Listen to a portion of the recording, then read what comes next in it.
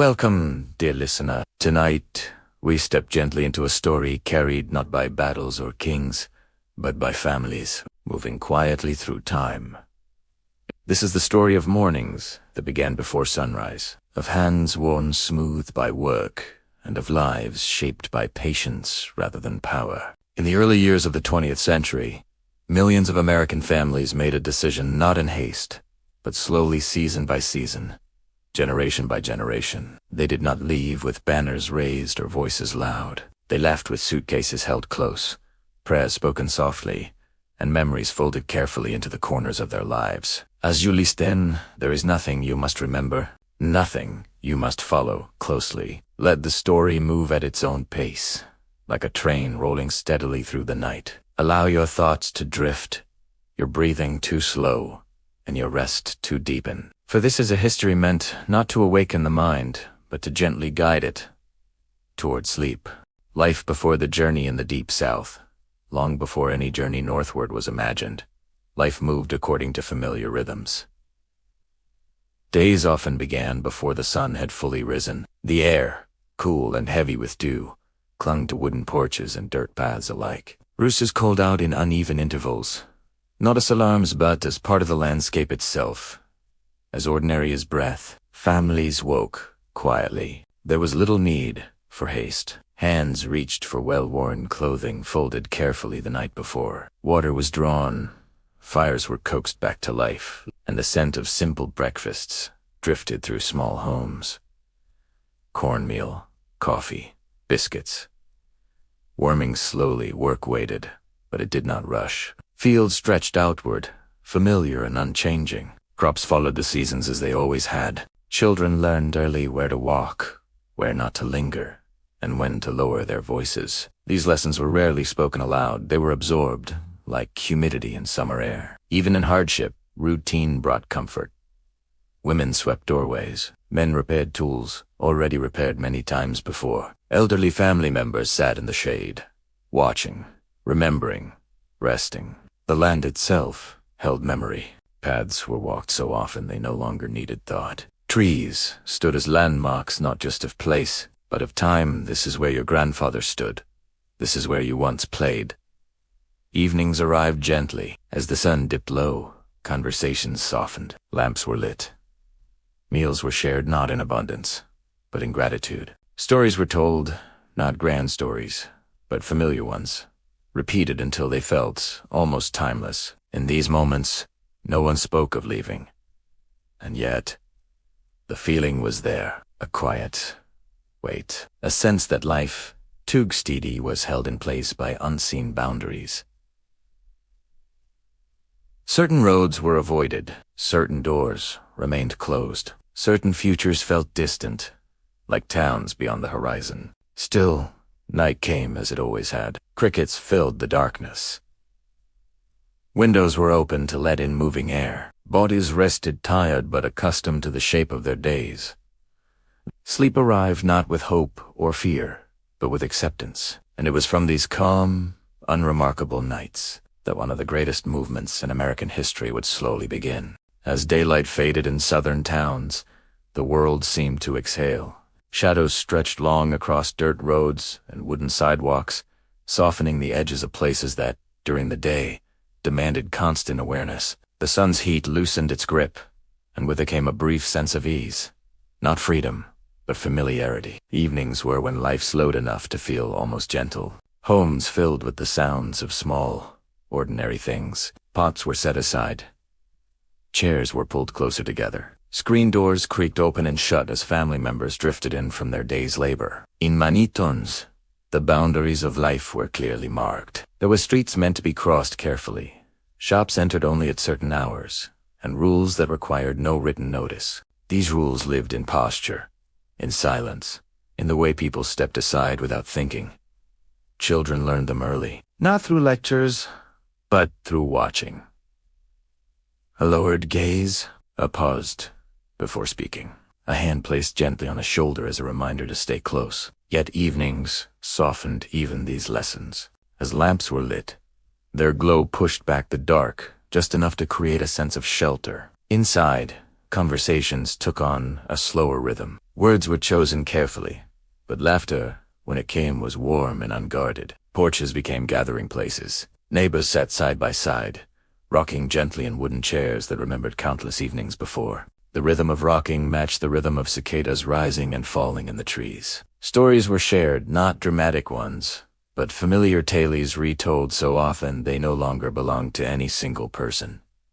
Stories of weather, of crops, of relatives who had once lived nearby and now lived elsewhere. Church bells sometimes carried faintly on the air, signaling the passage of time rather than urgency. Faith was woven into these evenings, not as spectacle, but as reassurance. A steady presence that asked for patience rather than answers. For many families, nightfall brought a complicated quiet. It was the time when exhaustion settled fully into the body, when thoughts that had been held back during the day were allowed to surface, not spoken openly, perhaps, but felt. Questions lingered. Would tomorrow look the same as today? Would children grow into the same limits their parents had learned to accept? Would life always move within these narrow, invisible lines? These questions were rarely voiced directly. Instead, they appeared in small ways. A longer pause before sleep. A sigh held just a moment too long. A gaze fixed on the road stretching beyond town, even after darkness had made it difficult to see. Inside homes, routines continued. Clothes were folded carefully, not because they were new, but because care itself was a form of dignity. Shoes were placed neatly by doorways. Hair was brushed. Hands were washed slowly, deliberately. The act of preparation for rest carried meaning. Beds were simple, mattresses thin, yet sleep was treated with respect. It was one of the few spaces where the world's rules loosened their grip. Children were tucked in with familiar words. Prayers were spoken quietly, sometimes aloud, sometimes only in thought. Outside, the town settled. Dogs lay curled near steps. The sound of distant trains sometimes echoed through the night, passing without stopping, carrying unknown lives toward unknown destinations. Those trains planted seeds. Not immediately, not dramatically, but night after night, their presence reminded listeners that movement was possible, that somewhere beyond these towns, other rhythms existed. Still, most evenings ended as they always had. Families gathered close. Doors were locked. Lamps were turned low. The world beyond the home faded into darkness, leaving behind the steady comfort of shared space. In these Jim Crow towns, life was not only shaped by restriction, it was also shaped by endurance. People learned to make meaning in what could not be taken away. Shared meals, shared faith, shared memory. Even under weight, they cultivated calm. Sleep arrived slowly. Bodies rested, carrying the imprint of another completed day. Dreams formed not from ambition, but from familiarity. Fields walked, voices known, routines repeated. And yet, within this stillness, change waited. It waited patiently, like a thought not yet ready to be spoken. For while evenings brought comfort, they also gave space for imagining something quieter, wider, and just beyond reach. And so, night after night, as towns dimmed their lights and families closed their doors, the idea of elsewhere grew, softly, steadily, until one day, it would be strong enough to move entire lives. The decision to leave did not arrive suddenly. It did not announce itself with urgency or certainty. Instead, it formed slowly, like a change in weather that could be felt before it could be named. For many families, the idea first appeared in passing. A comment made softly at the end of a long day. A question left unfinished. A newspaper folded and set aside, its words lingering longer than expected. It was not a decision shaped by anger alone, nor by hope alone. It was shaped by repetition. Days that looked too much like the days before them. Years that passed with careful endurance, but little change. Children growing taller, more curious, more aware of boundaries that seemed to grow tighter rather than looser. Even so, no one rushed. Leaving meant uncertainty. It meant stepping away from land that carried memory, from neighbors whose lives were intertwined through shared history and shared hardship. The South was not only a place of restriction, it was also a place of belonging. Graves lay in familiar soil. Churches held generations of voices within their walls. Trees had watched families grow, age, and disappear. To leave was to loosen roots that had taken decades to form. And so the decision waited. It waited through harvests and dry seasons, through births and funerals, through evenings spent listening to the wind move through open windows. Sometimes the idea of leaving surfaced through stories. A cousin who had gone north and written back, a neighbor who returned briefly, wearing a different confidence. A letter read aloud at a kitchen table, its words carrying both promise and caution. Work is steady, the letters often said. The city is loud. Life is different.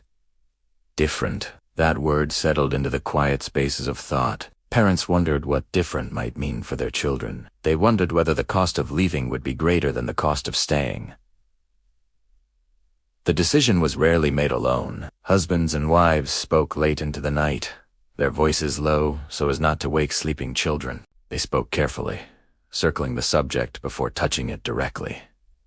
What if, do you think? Maybe one day. These conversations did not end with conclusions.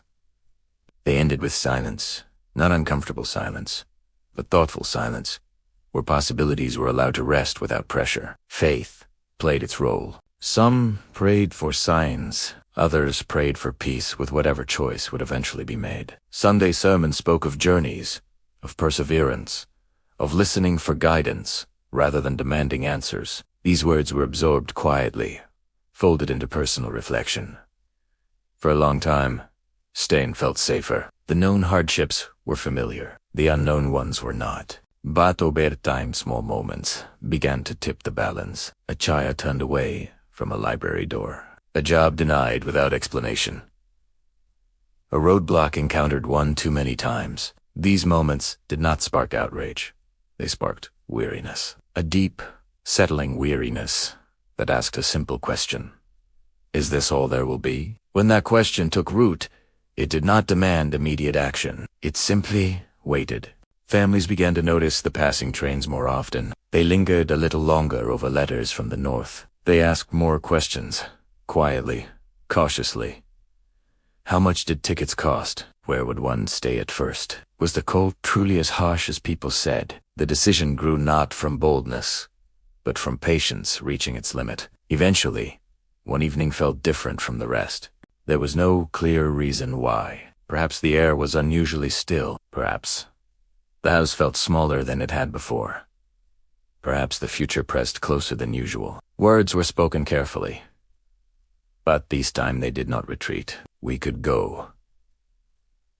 Not forever. Maybe for the children. These words were not met with resistance. They were met with quiet acknowledgement. Decision, onse, unspoken, had finally found its voice. Yet, even then there was no rush. Plans were made slowly. Money was set aside carefully. Information was gathered piece by piece. Life continued much as it always had, but with a subtle shift, as if a door had been unlocked, though not yet opened. Children sensed the change without fully understanding it. They noticed whispered conversations. They noticed their parents pausing more often, gazing beyond the familiar edges of their world. Still, routines remained intact. Meals were cooked, work was done. Evenings settled into calm. The decision to leave did not disrupt daily life. It rested quietly alongside it. In time, the idea of departure became less frightening and more inevitable. Not because the North promised perfection, but because staying promised no movement at all. And so, in households across the South, the same decision was made again and again, independently, quietly, without coordination. 1,000 small choices, made in kitchens and on porches, in whispered prayers and thoughtful silences. None of them felt historic. Yet together they would reshape cities, families, and generations. But for now, the decision remained private, held close, protected, waiting patiently for the moment when thought would become motion. And that moment was drawing nearer. Once the decision had been made, life settled into a quiet, almost suspended state of being. It was an in-between time. Nothing changed all at once. There were no grand announcements, no visible signs for the outside world to see. But inside the home, everything felt slightly altered. It was as if time itself had slowed down, granting a grace period for careful, deliberate preparation. The packing didn't begin with suitcases. It began with thoughts. Families gathered in quiet contemplation, considering what could possibly be taken and what, with heavy hearts, must be left behind. This wasn't just a question of physical space, but of profound meaning. Every single object carried a memory. Every item held a weight that was far greater than its size. Clothing was folded slowly, with a deliberate, almost sacred touch. It was a painful truth that not everything could come. The Sunday clothes were chosen first pressed, familiar, dignified. They represented hope and respectability in a future yet unseen. Work clothes followed, worn but reliable, a testament to a life of hard labor and resilience. Shoes were inspected meticulously, soles checked for wear, laces tightened. Some items were picked up, considered, and then gently returned to their shelves, the heart not yet ready to make that final choice. Photographs were lifted carefully from dusty drawers, the faces of ancestors and loved ones smiling back from another time. Letters were reread, the ink faded, but the emotions as vivid as the day they were written. Small, precious keepsake, worn family Bible, a delicate handkerchief. A grandfather's watch were held for just a moment longer than necessary, as if to absorb the stories they held within them. These quiet, solitary moments were acts of remembrance, of honoring a past that was about to be left behind. Packing wasn't a single event, but a gradual process. A shirt folded one evening, a small bundle of linens tied the next. Suitcases were often left open for days, waiting patiently in a corner as decisions slowly settled in the mind. The children watched everything closely, their young eyes absorbing the quiet tension in the air. They asked questions, the kind of simple, direct questions only a child can ask, and they were answered gently, without the burden of too much detail. They were told they were going on a trip, somewhere new and exciting. The immense weight of finality was softened, translated into a language small enough for them to understand, a language of adventure rather than of loss. Waiting filled the days that followed. It was an active, anxious waiting. Waiting for enough money to be saved, dollar by painful dollar. Waiting for a letter, a sign, a word from a relative or a friend who had already made the journey north. Waiting for the right moment, the safest moment, to slip away unnoticed. On the surface, life continued as it always had. Work was done in the fields. Meals were shared around the family table. Evenings arrived with the same familiar chorus of crickets and distant sounds. But beneath it all, time felt different. Every routine, every simple daily act became tinged with a new, poignant awareness. This might be the last time. The last walk down a familiar, dusty road. The last Sunday service at a beloved church, its hymns echoing in the heart. The last evening spent on a porch that had held generations of stories, laughter, and tears. Goodbyes were rarely dramatic affairs. They unfolded slowly, often without any words at all. A neighbor would stop by, lingering a little longer than usual, an unspoken understanding passing between them. A relative would press a hand just a moment tighter, a gesture conveying a world of feeling. A glance would be held, saying everything that voices could not. Some families chose not to tell everyone they were leaving. This wasn't out of secrecy, but out of a deep-seated need for self-protection. Goodbyes carried an incredible weight, and too many of them could make the act of leaving feel utterly impossible. For those few who did know, the parting words were simple, almost Spartan. Right when you get there, be careful. God go with you. These phrases were more than just comfort. They carried the promise of continuity. They were threads of connection stretching across an unknown distance. Even as bodies prepared to move, these vital connections, these bonds of family and community, remained firmly in place. The night before departure often felt completely unreal. The home was quieter than usual, a profound stillness settling over the rooms. Suitcases sat near the doorway, ready but unassuming, silent witnesses to the monumental change about to occur. Sleep, if it came at all, was light and fitful. Thoughts drifted between the past and the future, never fully settling in either place. Some lay awake all night, listening to the familiar sounds of their home, the creak of a floorboard, the distant barking of a dog, the sigh of the wind moving through the trees. Without effort, these sounds were being memorized, etched into the soul. Morning arrived softly, not with a sense of urgency, but with a quiet resolve. Final checks were made. Doors were closed gently, not slammed shut. Lights were turned off, one by one. There was rarely a grand farewell scene, just a moment of pure, unadulterated stillness. A final look at rooms that were now empty of the few possessions that could be taken. A hand resting briefly on a doorframe. A silent thank you and goodbye. It was a pause just long enough to honor everything that had been, but not so long that it could undo what must be done. Outside, the world continued on, as it always had. Neighbors began their daily routines. The early morning sunlight filtered through the leaves of the old oak trees. Life did not stop to mark their departure, and perhaps, in a strange way, there was a comfort. The act of leaving was folded into the ordinary flow of time, rather than being set apart as some great, dramatic event. As the families stepped away from their homes, they carried so much more than their belongings. They carried habits learned over years, generations, ways of speaking, ways of cooking, ways of praying, ways of enduring. They carried the calm, unshakable strength that is forged by repetition and restraint. The long, agonizing period of waiting was finally over. Movement had begun. It wasn't hurried, it wasn't loud, but it was steady and determined. Soon, the rhythmic clatter of train wheels would replace the sound of footsteps on a dusty path. The towering skylines of cities would replace the familiar sight of open fields. But for now, the road ahead was simply a continuation of the patience they had cultivated for so long. As the distance grew between what was left behind and what lay ahead, there was no clear sense of triumph or of loss. There was only motion, and in that steady, forward motion, something new was quietly taking shape, not yet visible, not yet understood, but unfolding nonetheless. The journey had finally begun.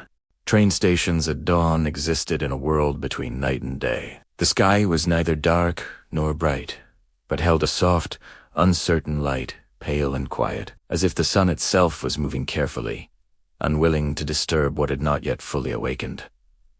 Families arrived early, too early, perhaps, but punctuality felt important. Being late carried too much risk, and so they stood together on wooden platforms, suitcases at their feet, coats pulled close against the morning chill. The air smelled of iron and damp earth. Breath appeared briefly. Ten Bunny said. Voices were low, restrained by both sleep and solemnity. No one spoke more than necessary. Train stations were places of waiting. Benches were worn smooth by decades of travelers. Timetables hung overhead, their numbers and destinations marking places that felt distant and abstract. Some families traced those names with their eyes, imagining cities they had never seen. Chicago, Detroit, New York. The words felt heavy with possibility, yet unfamiliar enough to remain unreal. Children clung to coats and hands, sensing importance without fully understanding it. They were told to stay close, to listen, to wait. Their questions came softly, and answers were given with patience. Around them, others waited too. Some were traveling north, others south, some merely passing through. But there was a quiet recognition among those beginning the same journey, a shared stillness, a sense that each person stood at the edge of something larger than themselves. When the train finally appeared, it did not rush in. It arrived slowly, announcing itself with a distant rumble that grew louder with each passing second. The sound vibrated through the platform, through the soles of shoes, through the chest. Steam rose gently, curling into the cool morning air. Doors opened with mechanical precision. Conductors moved with practiced efficiency, calling out instructions in steady voices.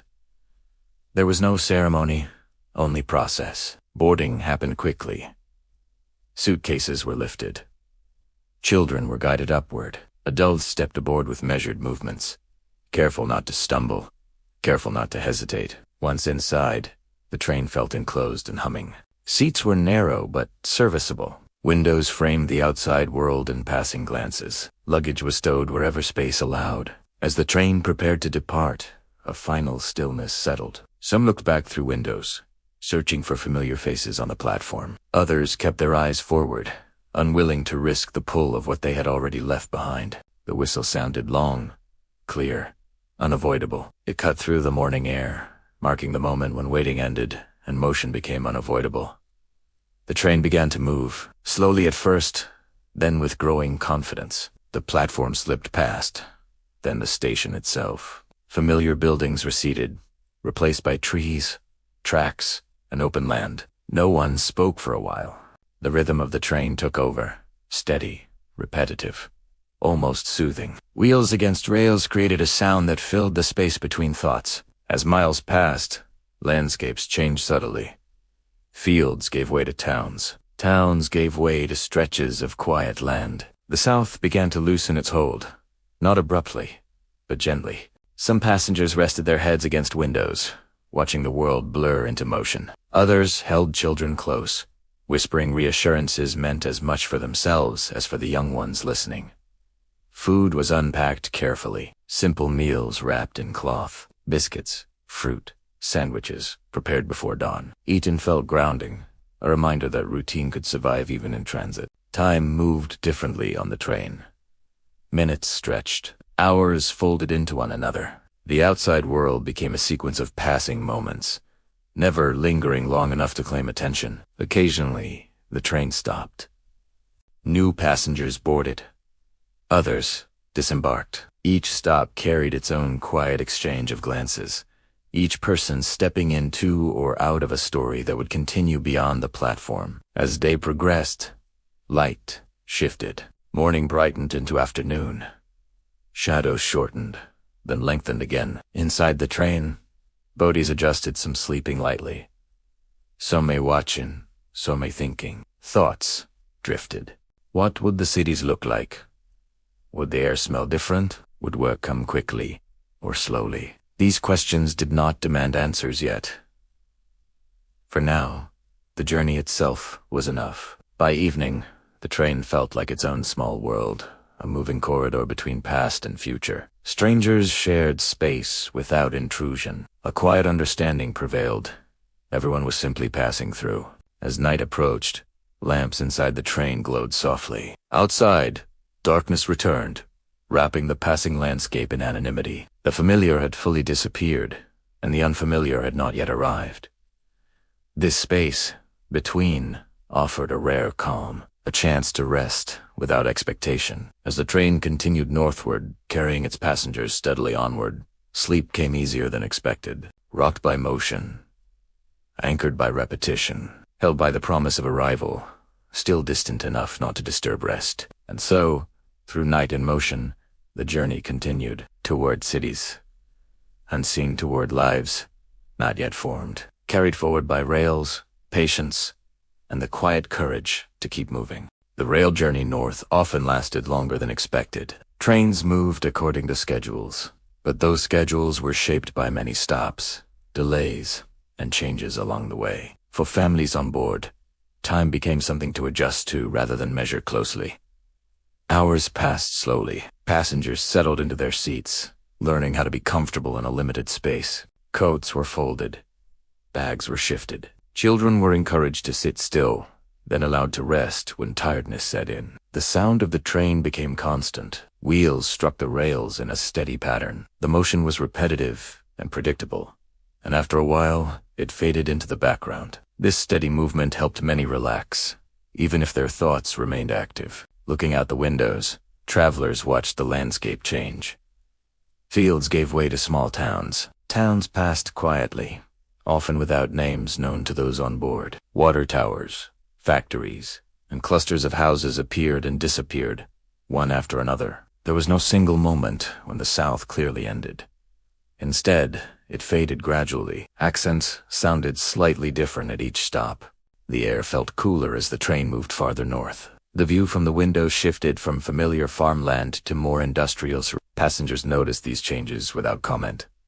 Conversation on the train was limited. Some spoke softly to family members. Others remained quiet, conserving energy and attention. There was no need for constant talk. Everyone understood that this was a long journey, and silence helped pass the time. Food was eaten slowly. Meals prepared before departure were shared carefully. Nothing was wasted. Eating provided structure to the day, a way to mark time when clocks felt unimportant. Children were encouraged to nap. Parents adjusted coats and bags to create makeshift pillows. Sleep came in short intervals, interrupted by stops or announcements, then resumed again. For adults, rest was lighter. Thoughts returned often to what awaited them. Some replayed conversations they had before leaving. Others considered practical concerns: work, housing, expenses.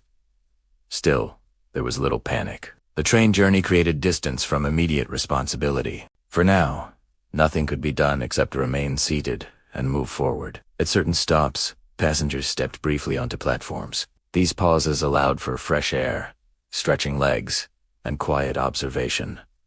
Vendors sold food and newspapers. Conductors moved through the cars, checking tickets and keeping order. Each stop reminded travelers that they were moving farther from what they knew and closer to something unfamiliar. As night returned, the interior of the train dimmed. Lights were lowered.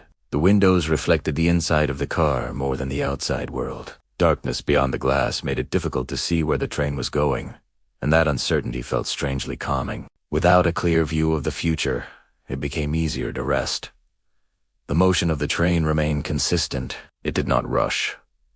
It did not hesitate. It continued northward at a measured pace, carrying everyone equally, regardless of their worries or expectations. For many, this long journey provided a rare pause in life.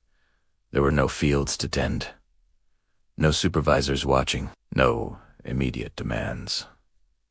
Only the task of being present. Some passengers quietly reflected on what they hoped to find: steady work, schools for children, neighborhoods where daily life might feel less restricted.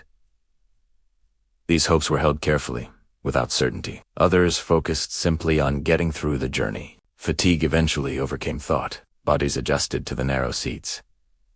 Heads leaned against windows or shoulders. Sleep came more easily as the train continued to rock forward. By morning, new scenery appeared. Cities approached gradually, announced by larger buildings, rail yards, and clusters of homes pressed close together. Smoke rose from factories. The sound of the train echoed differently as it passed through denser areas. Passengers stirred. Belongings were gathered again. Clothes were straightened. Children were woken gently and told that arrival was coming closer. Excitement was present, but restrained. No one knew exactly what the next steps would be. The journey had not ended yet, but it was nearing a turning point. As the train slowed approaching major stations, conversations resumed quietly. Where to go first? Who to look for? Which address had been written down? The long rail journey had served its purpose. It carried families away from what they knew and gave them time to adjust, to think, to rest. When the train finally began to slow for its northern destinations, passengers were no longer in motion alone. They were approaching new routines, new challenges, and new versions of daily life. The journey had prepared them not with answers, but with patience. And patience would be needed for what came next.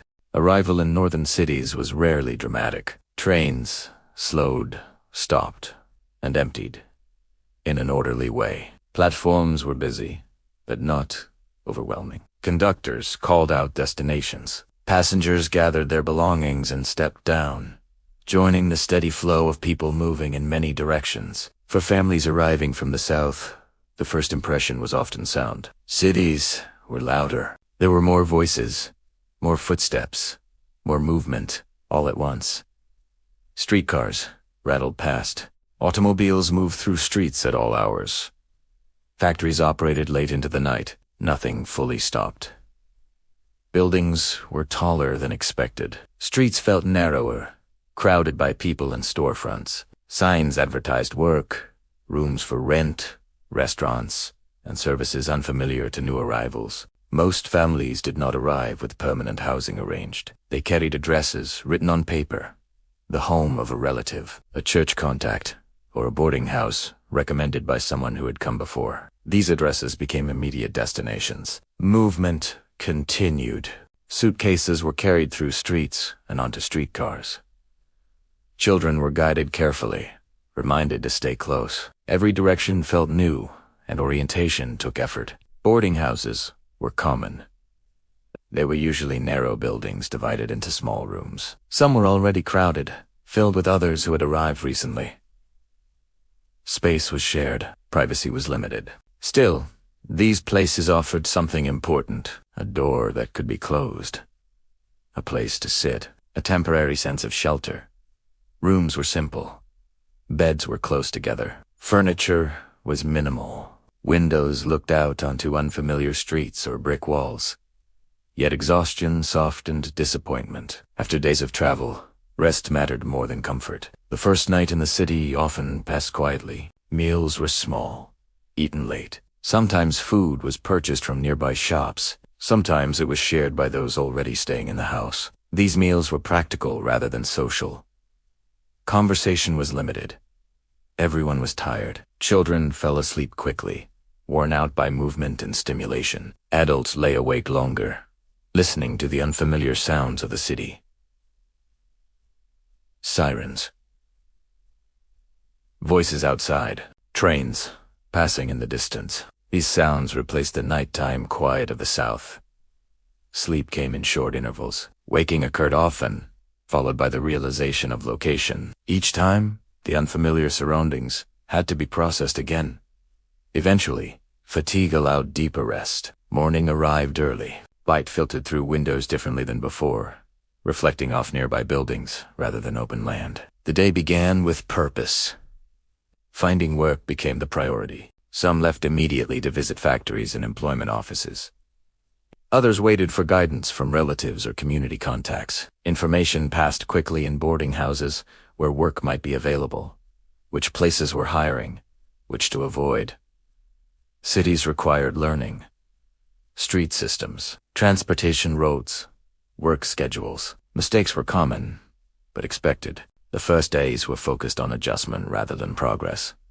Evenings returned quickly. After long hours navigating the city, families gathered again in their rooms. Bodies were tired in a different way, not from field work, but from standing, walking, and absorbing constant activity. Despite fatigue, there was a sense of momentum. Life was moving forward, even if direction was still unclear. The second night was usually easier. Sounds became more predictable. Beds felt more familiar.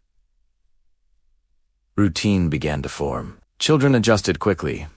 They watched street life with curiosity. They listened to new accents. They noticed differences in clothing, behavior, and pace. Adults observed carefully. They measured the city against expectations, not judging too quickly. Experience had taught them patience. Some missed the quiet of the South. Others felt relief at the anonymity of city life, the ability to move without constant observation. Both feelings existed together. As they passed, temporary arrangements slowly became more stable. Work was found. Rooms were secured more permanently. Daily routes were established. The first nights in northern cities were not moments of transformation. They were moments of adjustment. Learning where to place belongings. Learning when to sleep. Learning how to move through crowded streets without confusion. These early nights laid the foundation for what followed. They taught families that survival in the city depended on routine, awareness, and rest. By the end of the first week, exhaustion eased slightly. Life remained unfamiliar, but no longer overwhelming. The city had not yet become home, but it had become manageable, and for now, that was enough.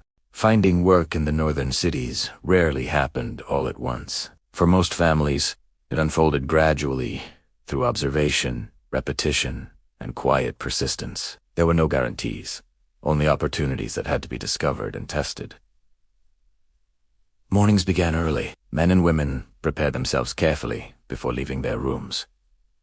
Clothes were brushed. Shoes were cleaned as best as possible. Appearances mattered, even for factory work. Addresses were reviewed again. Street names were memorized. Directions were repeated quietly. The city did not slow down for newcomers. Factories operate on fixed schedules. Employment offices opened and closed at set times. Missing an opportunity meant waiting another day. Lines were common. People stood patiently outside buildings, sometimes for hours. Some had arrived recently. Others had been in the city longer, but were still searching for steadier work. Conversations in these lines were minimal. Everyone understood the purpose of waiting. Talking too much could distract or exhaust energy needed for the day ahead. When doors opened, Movement was orderly. Names were asked. Experience was questioned. Availability was noted. Sometimes work was offered immediately. Sometimes it was not. Rejection was frequent, but rarely personal. There were simply more people than positions. When work was found, it was often demanding. Factory floors were loud. Machines operated continuously. Shifts were long, sometimes extending late into the evening. The work required endurance rather than skill. Learning came through repetition. Mistakes were corrected quickly. Speed mattered. PA was modest but reliable. This reliability was important. Knowing that wages would arrive on a regular schedule helped families plan, budget, and begin settling into city life. The first paychecks were handled carefully. Money was counted slowly. Portions were set aside for rent, food, and transportation. Very little remained for anything else. Still, having income brought a sense of control. Life felt less uncertain. Women often found work as well. Some worked in factories. Others found employment as domestic workers, cleaners, or cooks. These jobs required adjustment to new expectations and environments. Schedules were strict. Responsibilities were clear. Workdays were tiring, but predictable. Children adjusted to new routines too. Some attended school. Others remained in boarding houses or with neighbors during working hours. Supervision was shared among community members. Evenings were brief. After long shifts, families returned to their rooms exhausted. Meals were simple. Conversations focused on the day's events, often without detail. Rest became essential. Sleep was no longer optional. It was necessary for survival. As weeks passed, patterns formed. Workdays followed the same structure. Routes to factories became familiar. Timing improved. What once felt overwhelming slowly became manageable. Some workers changed jobs. They learned which factories offered better conditions, which paid slightly more, and which were more stable. Information traveled quietly through community networks. Advice was exchanged carefully. Which supervisor was fair, which shift allowed for rest, which workplace to avoid. This shared knowledge strengthened new communities. Work did more than provide income. It created structure. Days had purpose. Time had shape. Effort led to predictable outcomes. For families who had lived with uncertainty, this structure brought a sense of calm. Not satisfaction, but stability. As employment became more consistent, families began to think beyond immediate needs. Could they move out of boarding houses? Could they find a place of their own? Could children attend school regularly? These questions were not urgent, but they were no longer impossible. The city still demanded attention. Work was tiring. Living conditions were crowded. Discrimination did not disappear, but life no longer felt. Paused. Movement had resumed, slowly, steadily. Evenings became quieter again. Exhaustion replaced anxiety. Sleep came more easily after days filled with physical effort. The city, once overwhelming, became predictable in small ways. Work schedules were learned. Sounds became familiar. Faces repeated. Finding work had not solved every problem, but it had provided a foundation. From that foundation, families could begin building something more permanent. And so, day by day, shift by shift, life continued. Not dramatically, not easily, but steadily enough to allow rest. As families settled into work and routine, churches began to take on a larger role in daily life. For many newcomers, churches were the first places that felt familiar in the northern cities. The buildings were different, often larger and more crowded, but the structure of worship remained recognizable. Services followed patterns learned long ago. Hymns were sung in the same order. Prayers followed familiar rhythms. Scripture readings carried the same messages of patience, endurance, and hope. These patterns provided comfort. Attending church did not require explanation or adjustment. People knew when to stand, when to sit, and when to listen quietly. Churches also served practical purposes. They offered information about housing, employment, and schools. Notices were shared after services. Conversations continued in hallways and on steps outside. For those new to the city, This information was essential. Someone might know of a room becoming available. Someone else might mention a factory hiring nearby. A family might offer a temporary childcare. These exchanges happened naturally. No one needed to ask formally. Community support was understood as part of church life. Churches also helped to organize time. Workdays were long and exhausting. Church services marked the end of the week and the beginning of rest. Sundays became a clear dividing line between labor and recovery. Preparation for church began early. Clothes were washed and pressed. Shoes were cleaned. Children were reminded to behave properly. This preparation added structure to the week. Church buildings were often crowded. People arrived early to secure seats. Latecomers stood quietly at the back. The air filled with voices and movement. Despite the noise, there was a shared sense of order. Everyone knew why they were there. Sermons addressed both spiritual and practical concerns. Ministers spoke about responsibility, perseverance, and adapting to city life. They encouraged patience and cooperation. Messages were calm and measured. There was no need for urgency. Everyone understood that progress would take time. Music played an important role. Hymns connected congregations to their southern roots. Familiar melodies helped ease the sense of displacement. Singing together created unity. Voices blended, and individual worries faded briefly into collective sound. After services, people lingered. Conversations continued outside the building. Children played nearby. Adults exchanged updates about work, housing, and family. These moments extended the sense of belonging beyond worship. Churches also provided emotional support. New arrivals often felt isolated during the week. Work and city life left little time for social connection. Church offered a place where people were known. Names were remembered. Absences were noticed. Needs were acknowledged quietly. For families who had left behind extended relatives, this mattered deeply. Church leaders often acted as guides. They helped newcomers understand city systems. They advised on schooling for children and navigating local rules. This guidance reduced uncertainty. Church buildings also hosted events beyond worship. Meetings, meals, and gatherings brought people together during the week. These events reinforced connections and offered moments of rest. Participation was voluntary but encouraged. Attendance strengthened community ties. For children, church offered familiarity. Sunday school followed familiar lessons.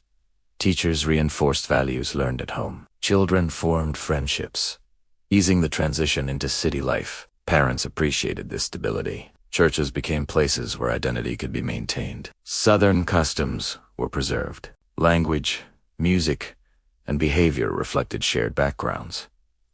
At the same time, churches adapted. They responded to the needs of city life. Schedules adjusted. Programs expanded. This balance between tradition and adaptation mirrored the experience of the community itself. Over time, church attendance became routine. Families planned their weeks around it. Church calendars filled with events and responsibilities. The buildings became landmarks. People gave directions using churches as reference points. Near the church became a common phrase. Churches were no longer just places to worship. They were centers of social life, support, and continuity. In crowded cities where anonymity was common, churches offered recognition. They provided stability without demanding change. For many families, this stability allowed life to settle. Work remained demanding. Living conditions remained modest. But church provided balance. It offered reassurance that movement north had not erased identity. As weeks turned into months, churches helped transform unfamiliar cities into livable environments. They did not solve every challenge, but they created spaces where rest, connection, and understanding could grow. And in those spaces, families found the strength to continue building their new lives. As daily routines became more established, families began to recreate familiar comforts within their new work defined much of the day, but evenings and weekends allowed space for something more personal. Cooking, music, and shared memory became ways to reconnect with what had been left behind. Food played an important role. Meals were simple and practical, shaped by limited budgets and long work hours. Still, families made deliberate choices about what they cooked. Southern recipes were adapted to what was available. Cornmeal, beans, greens, rice, and simple cuts of meat formed the foundation of many meals. Ingredients were purchased carefully, often from small neighborhood shops. Cooking methods remained familiar. Food was prepared slowly when time allowed. Seasoning was done by memory rather than measurement. Recipes were rarely written down.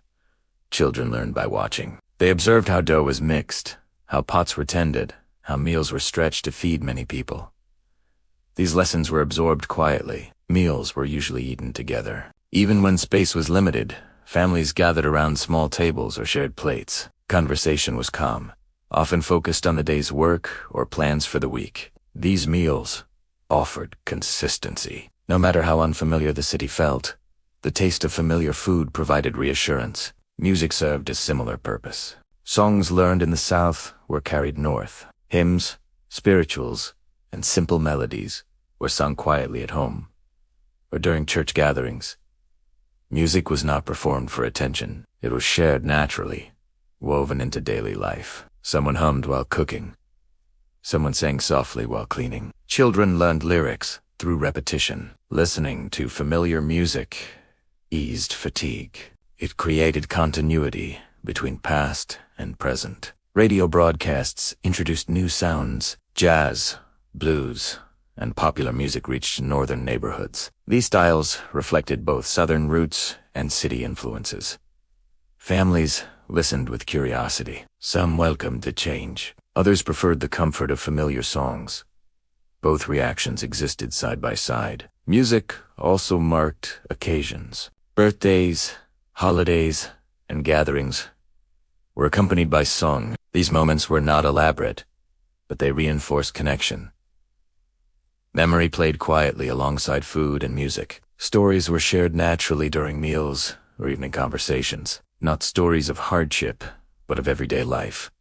A childhood moment, a family habit, a remembered place. These memories helped children understand where they came from. Parents spoke carefully, balancing honesty with reassurance. They did not dwell on difficulty, but they did not erase it either. Memory was treated as something to carry forward, not something to return to. Photographs were displayed when possible. Small pictures were placed on shelves or pinned to walls. These images connected current life to earlier generations. Memory also shaped expectations. Families compared city life to what they had known before. Some changes were welcomed. Others were simply accepted. Over time, new memories formed. Children associated certain foods with the city rather than the South. Songs took on new meanings. Cooking routines adapted. Work schedules influenced mealtimes. Ingredients changed. Yet core practices remained. Music evolved as well. New songs joined old ones. Styles blended naturally. Memory did not remain fixed. It adjusted, expanded, and made room for new experiences. These cultural practices helped to maintain stability. They did not require extra effort or resources. They existed naturally within daily life. Through cooking, music, and memory, families preserved identity while adapting to change. These practices were quiet but essential. They created continuity across generations. They softened the challenges of transition. They offered comfort without demanding attention. As life in the city continued, these small, familiar elements remained steady. They reminded families that, while location had changed, identity had not disappeared, and in that recognition, rest became easier. Raising children between worlds as families settled further into city life, attention naturally turned toward children. Children experienced the migration differently than adults. They adapted more quickly to new surroundings, new routines, and new expectations. At the same time, they carried influences from two worlds: the southern communities their parents remembered and the northern cities they now called home. Daily life for children changed significantly. In the South, many children had spent time outdoors, helped with household tasks, or assisted in fields when needed. In the city, space was limited. Streets were busy. Movement required caution. Parents set new rules. Children were told where they could go and where they could not. They were reminded to stay together and to return home at specific times. Safety became a daily concern. School played a larger role. Many children attended public schools regularly for the first time. Classrooms were crowded. Teachers spoke with unfamiliar accents. Lessons followed structured schedules. Adjustment took time. Some children struggled at first. Others adapted quickly. Parents encouraged attendance, even when progress felt slow. Education represented opportunity. Parents viewed schooling as one of the main reasons for moving north. They hoped their children would have access to options that had been unavailable to them. Homework became part of evening routines. Children worked at tables or on beds, while adults prepared meals or rested. Assistance was offered when possible. Effort mattered more than perfection. Language shifted subtly. Children picked up new phrases and pronunciations from classmates. Parents noticed these changes without alarm. Accents soft, vocabulary expanded. Children moved easily between the language of home and the language of school. This movement between worlds became normal. At home, Southern customs remained. Respect for elders was emphasized. Family responsibilities were expected. Behavior reflected values passed down through generations. Outside the home, children learned city norms. They learned how to navigate crowded spaces. They learned how to interact with people from different backgrounds. They learned independence earlier than their parents had. Parents observed carefully. They wanted children to adapt without losing grounding. Balance became important. Discipline remained consistent. Parents corrected behavior gently but firmly. They reminded children of expectations. Boundaries provided stability amid change. Leisure time was limited but valued. Children played in small groups.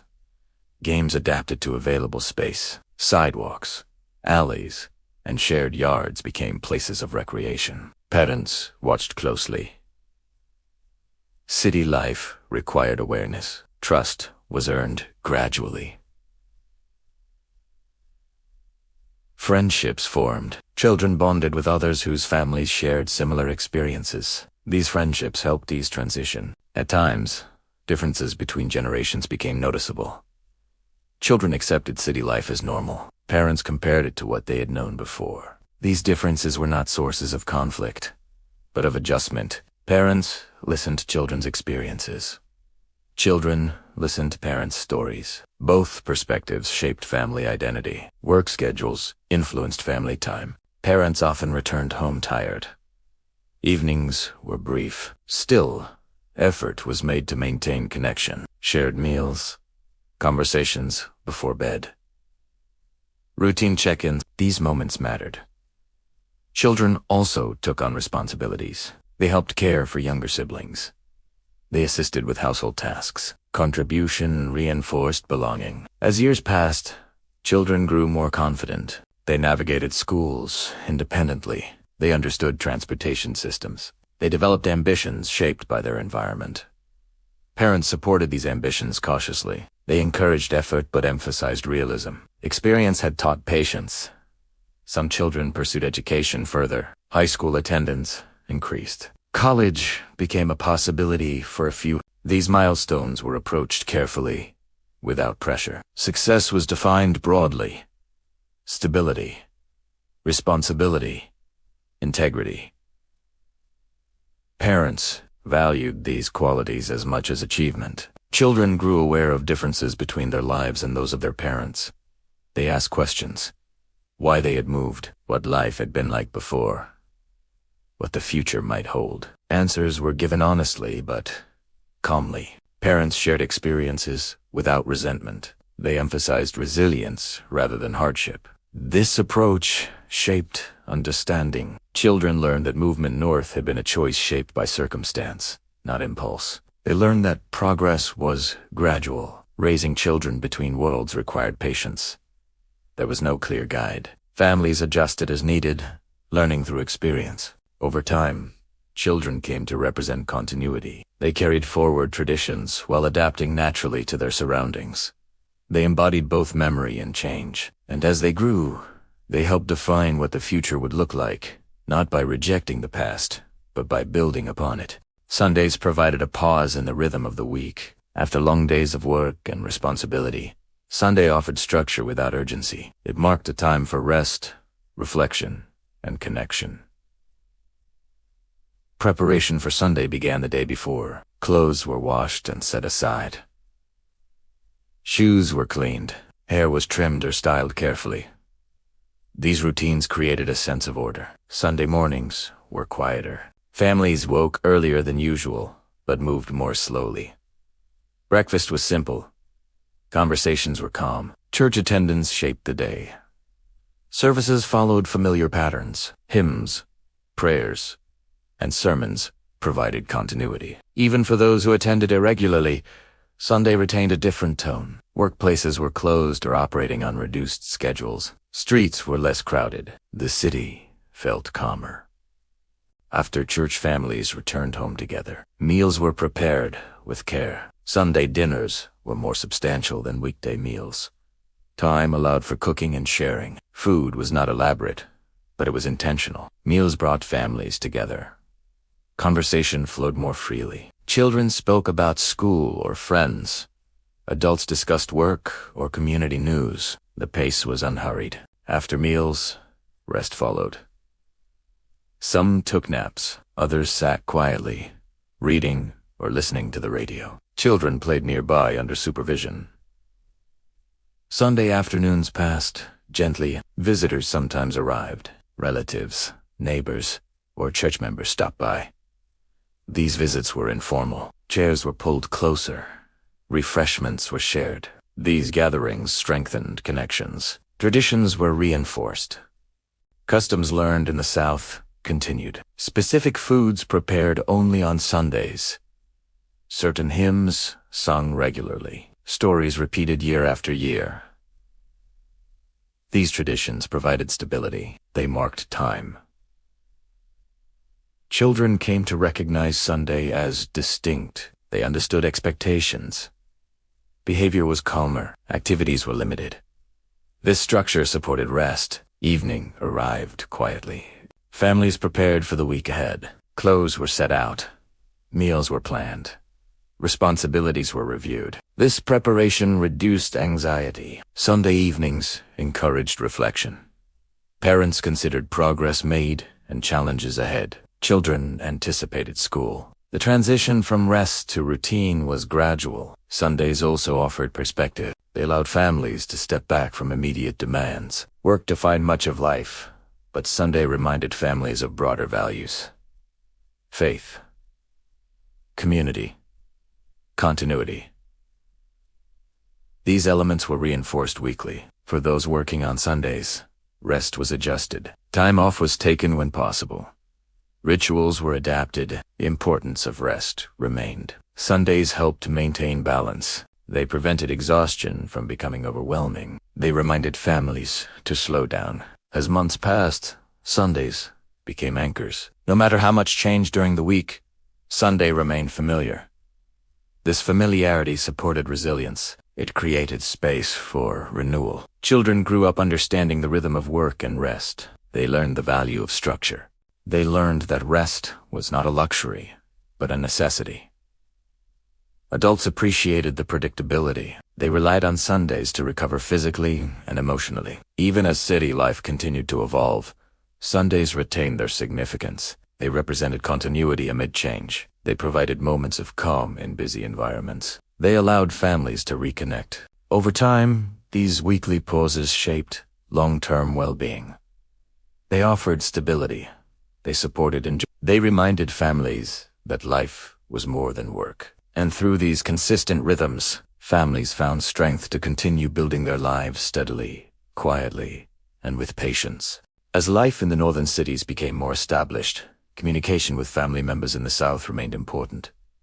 Letters were the main connection. Phone calls were rare and expensive. Visits were infrequent. Writing became the primary way to share information, reassurance, and continuity. Letters were written carefully. Paper was chosen thoughtfully. Pens were tested. Words were considered before being set down. These letters carried responsibility. They were expected to inform without alarming, to encourage without exaggeration. Writers balanced honesty with restraint. Work was described simply. Living arrangements were explained without complaint. Progress was noted cautiously. I found steady work. We are settling in. The children are doing well. These phrases appeared often. Details were selected carefully. Some challenges were omitted. Others were softened. The goal was not to mislead, but to protect those left behind from unnecessary worry. Letters also asked questions. How was everyone doing? Was the harvest good?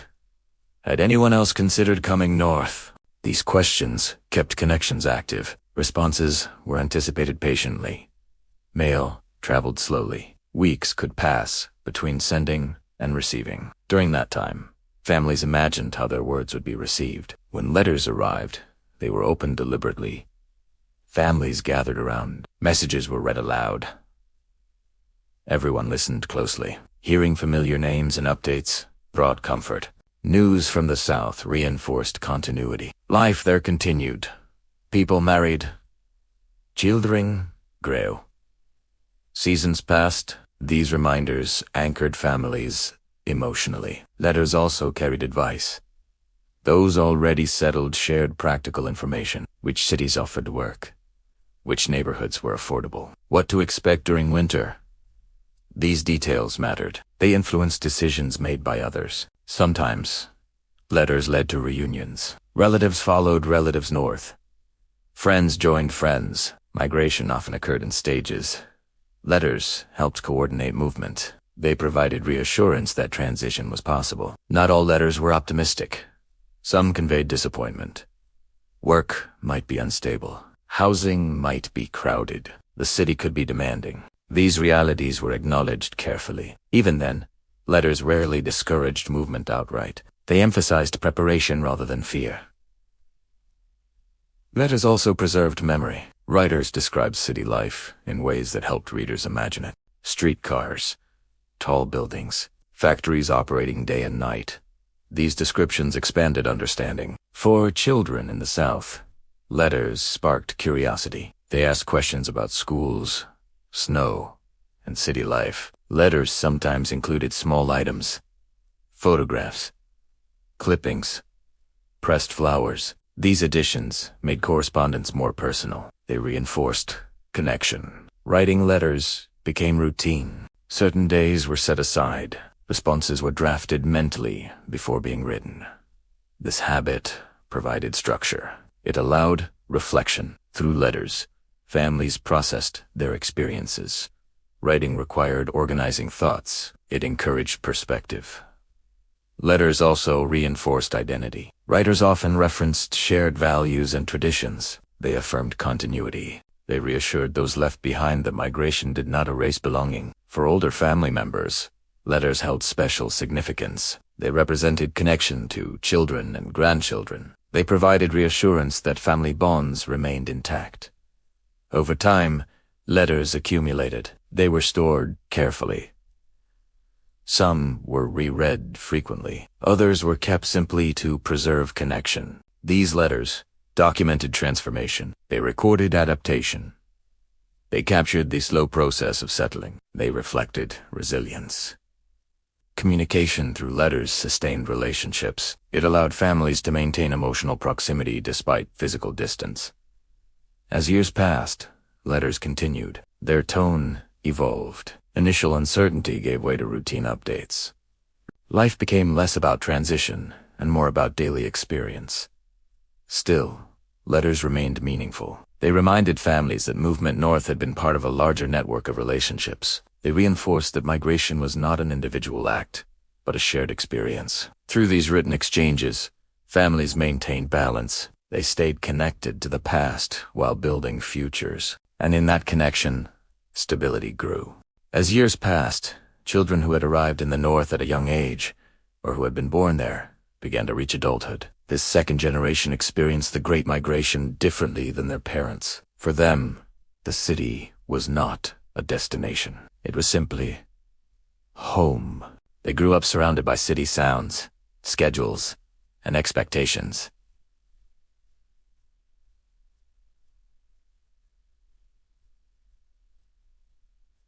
Streets were familiar.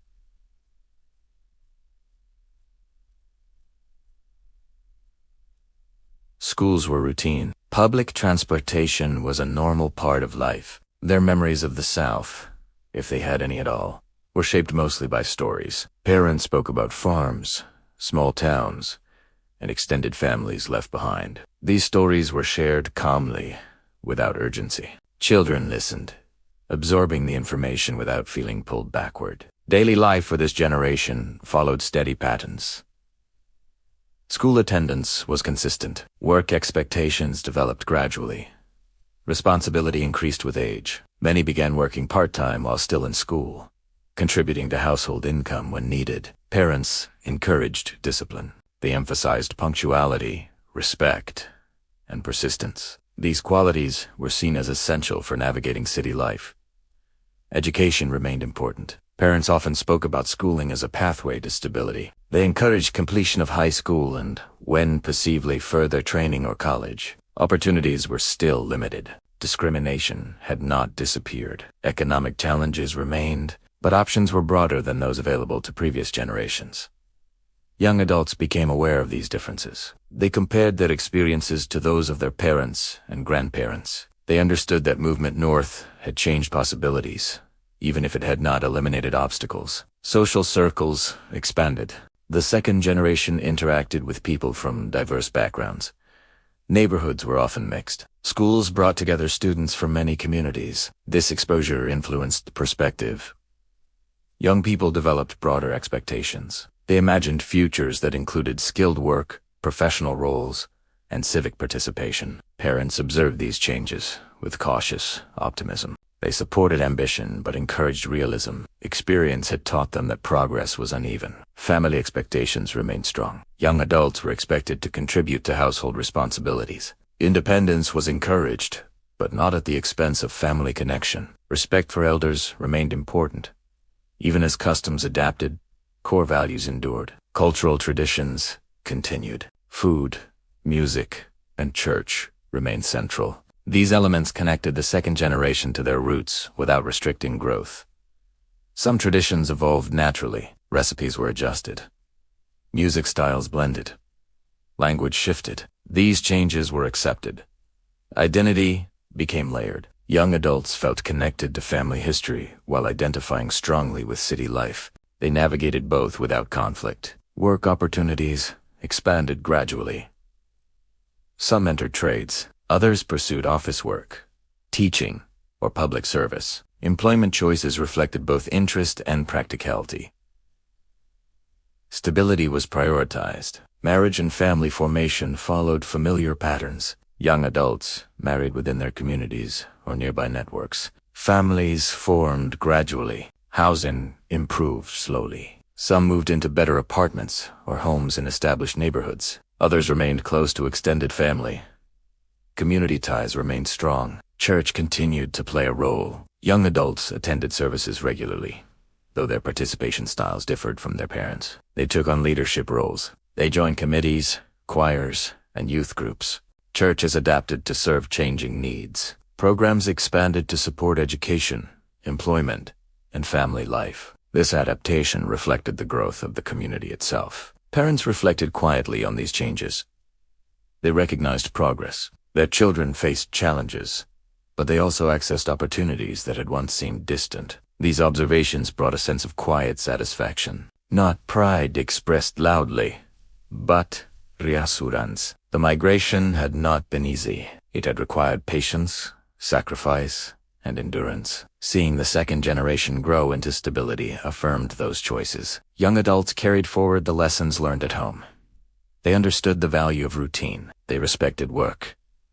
They valued community. These qualities guided decisions. As this generation aged, they became caretakers of memory. They preserved stories told by parents and grandparents. They shared these stories with their own children. In doing so, they maintained continuity. The Great Migration became part of family history rather than daily reality. Its influence remained, but its urgency faded. Life continued. Work, family, and community formed the structure of daily experience. Change occurred gradually. The second generation did not see themselves as migrants. They saw themselves as participants in a stable, ongoing life. And in that stability, the long journey found its quiet continuation. As time passed, the urgency that once shaped daily life slowly eased. Families who had migrated north were no longer adjusting. They were established. Work routines were familiar. Neighborhoods were known. Daily life followed patterns shaped over many years. With this stability came reflection. Looking back did not happen all at once. It appeared gradually, often in quiet moments. While sitting after dinner, during conversations with grown children, or while listening to familiar music, memories surfaced without force. The South was remembered clearly, fields at dawn, evenings on porches, church bells carried on warm air. These memories were not idealized, nor were they rejected. They were acknowledged as part of a longer life. People remembered both comfort and limitation. They remembered community. They remembered constraint, time-soft, sharp edges. The hardships once felt daily, now felt distant. What remained were lessons rather than wounds. Parents spoke about the past carefully. They did not emphasize suffering. They emphasized endurance. They explained why choices had been made, not to justify them, but to clarify them. Children listened with understanding. They had grown up in a different environment. They appreciated the contrast without resentment. These conversations brought closure, not because everything had been resolved, but because it had been accepted. Regret was rare. The migration had been difficult, but it had been necessary. Looking back, families recognized that staying would have meant accepting limits without challenge. Leaving had introduced uncertainty, but it had also created opportunity. This understanding brought peace. Some returned south briefly. Visits were short and intentional. They saw familiar places changed by time. Some landmarks remained, others were gone. Reunions were calm. There was warmth, but no longing to return permanently. The South remained part of identity, but no longer defined daily life. The North had become home. Reflection also included acknowledging struggle. Work had been demanding. Living conditions had been modest. Progress had been slow. Yet survival itself felt meaningful. Families measured success differently than before, not by wealth or status, but by continuity. Children educated, bills paid, community maintained. These outcomes mattered. Looking back also highlighted growth. Parents noticed how their perspectives had changed. What once felt overwhelming now felt manageable. They had learned to navigate systems, advocate quietly, and adapt consistently. These skills had been developed through experience rather than instruction. Reflection was often shared among peers. Friends discussed early days in the city. They compared memories, sometimes laughing at difficulties that once felt serious. These shared reflections reinforced connection. They affirmed that no one had been alone in the process. As older generations aged, storytelling increased. Memories were shared more often, not out of nostalgia, but out of recognition that experience had value. Stories were told simply. Children and grandchildren listened. They learned that progress did not arrive suddenly. It came through patience. Reflection also brought gratitude. Gratitude for health maintained. Gratitude for stability achieved. Gratitude for family continuity. This gratitude was quiet. It did not require celebration. It existed as understanding. Looking back without regret did not mean forgetting difficulty. It meant placing difficulty in context.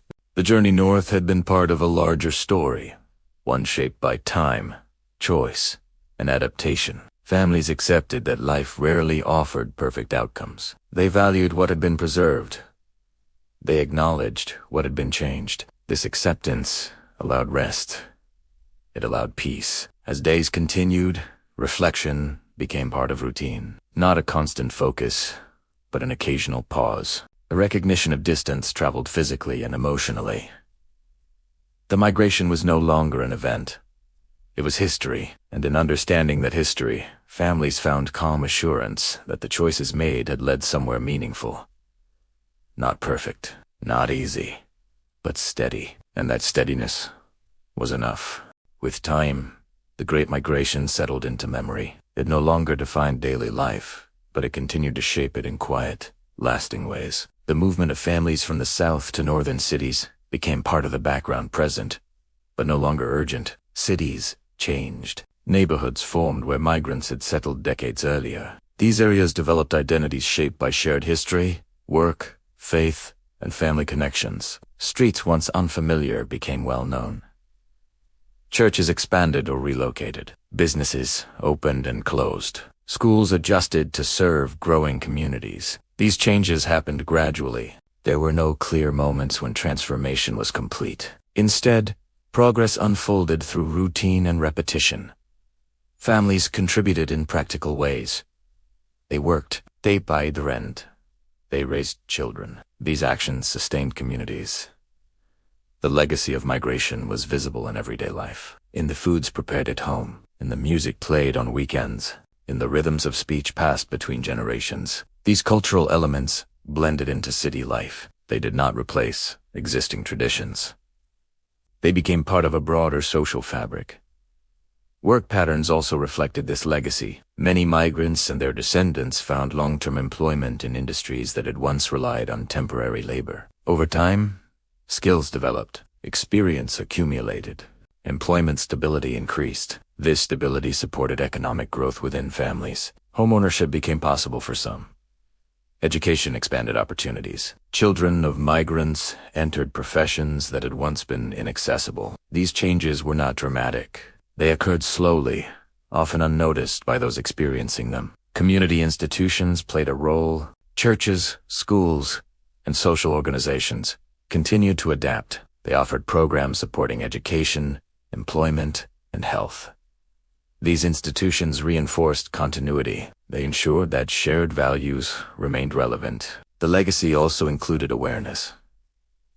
Families remembered why migration had occurred. They understood the conditions that made movement necessary. This awareness shaped perspective. It informed decisions. It influenced expectations. Later generations learned these lessons indirectly, through stories, through observation, through family practices. The migration became a reference point rather than a current event. It explained certain habits. It contextualized choices. It provided grounding. The cities themselves bore traces of this history. Neighborhoods carried names and reputations shaped by migration patterns. Cultural events reflected blended traditions. Music, art, and language evolved. These expressions were not preserved deliberately. They changed naturally as communities interacted. The legacy was also evident in resilience. Families learned to adapt without constant disruption. They understood how to manage uncertainty. They valued preparation. These qualities were passed down. The migration also influenced national identity. It reshaped demographics. It altered labor markets. It contributed to social change. These outcomes were cumulative rather than immediate. They resulted from countless individual decisions made quietly. The migration did not erase inequality. Challenges remained. Discrimination persisted in new forms. Economic disparities continued. But the migration shifted possibilities. It created space for gradual progress. Families measured success realistically. They valued stability. They prioritized continuity. They adjusted expectations. This approach supported long-term well-being. As generations passed, the migration receded further into history. Its urgency faded. Its lessons remained. Descendants of migrants navigated modern life with inherited awareness. They understood the importance of movement when necessary. They recognized the value of community. They respected the effort required to build stability. The legacy was not defined by dramatic change. It was defined by accumulation, small improvements over time. Consistent effort, adaptation without urgency. This quiet legacy shaped cities and families alike. It influenced how people lived, worked, and connected. It became part of a broader national story. Yet within individual families, it remained personal. A reminder of patience, a reminder of choice, a reminder of endurance. As this story comes to rest, it is important to note that the Great Migration was not a single journey. It was millions of small ones, each shaped by circumstance, each carried out without certainty, each leaving behind traces that still remain. The families who moved did not seek recognition. They sought stability. They sought opportunity. They sought a future shaped by possibility rather than limitation. In doing so, They reshaped their lives quietly. And in that quiet reshaping, they altered the course of history. Not through sudden change, but through steady movement, through patience, through persistence, and through the simple act of continuing forward. As this story comes to a close, there is nothing left to rush toward. The journey you've been listening to was never about speed or sudden change. It was shaped by patience, routine, and the quiet decisions made by ordinary families over time. The Great Migration did not end with arrival. It continued through workdays, shared meals, Sunday mornings, and the slow passing of years. What began as movement became stability. What felt uncertain became familiar. And what was once a difficult choice settled into memory. If you are still awake, you can let these final moments remain soft and if sleep has already arrived, the story can simply fade into rest. History does not always announce itself. Sometimes it moves quietly through homes, through generations, through lives lived steadily. Thank you for spending this time here. This has been Go to Sleep Historian. You can rest now.